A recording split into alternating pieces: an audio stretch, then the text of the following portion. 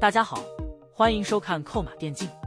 在今年进行的 MSI 季中冠军赛上 ，LPL 赛区的冠军战队 BLG 是未能在决赛舞台上击败 GEN， 最终屈居亚军。LPL 在 MSI 上的4连冠成就也未能达成。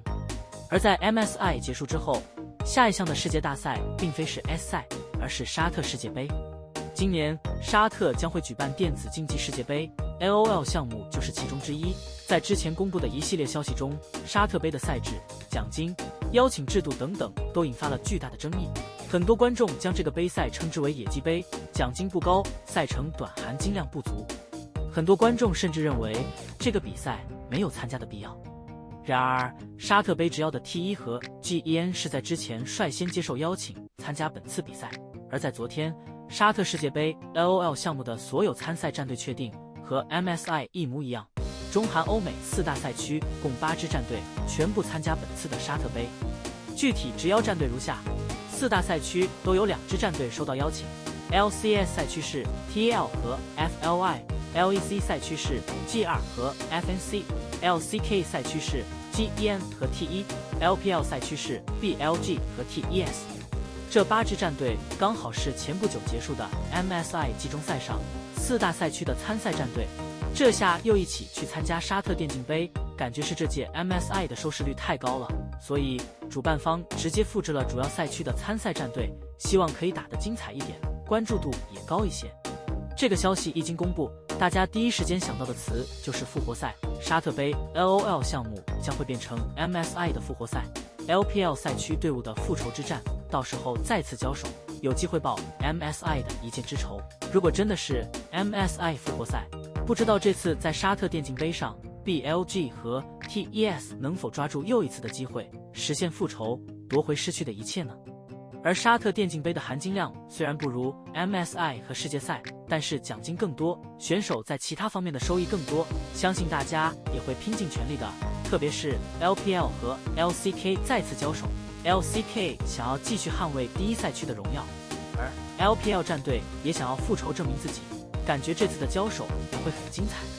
而 LPL 赛区除了 BLG 和 TES 之外，之前沙特电竞杯官宣的参赛战队中，还有 WBG、LGD 和 NIP 都在榜上，只不过目前还不确定这3支战队是否参加英雄联盟项目，特别是 LGD 和 NIP 还不好说。WBG 应该是要参加英雄联盟项目的，因为从 MSI 季中赛开始之前， WBG 的辅助选手刘青松就在直播提前爆料要去参加沙特电竞杯了，所以英雄联盟项目除了直邀的8支战队外，应该还有其他队伍参加，竞争还是比较激烈的。此次电竞杯当然还存在一种可能，就是 LPL 赛区遭到 LCK 赛区的双杀，再次丢掉冠军。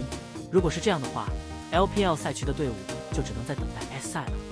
目前各大强队的恩怨情况是这样， TES 渴望复仇 G2，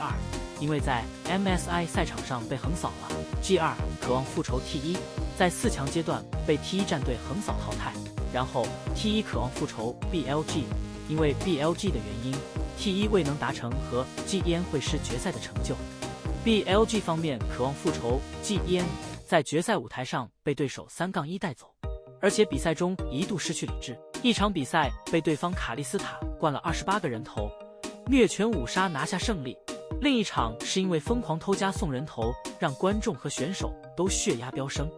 后续沙特杯肯定会更换比赛版本，这是 LPL 的机会。但是从本次沙特杯的举办方式来说， LPL 赛区队伍的处境是比较尴尬的，原因很简单，这次比赛的赛程安排是比较紧密的，7月3日至7月7日，5天的时间内直接决出冠军战队。到时候各大队伍几乎都没什么调整空间，很可能一开始状态出色的队伍就能赢到最后。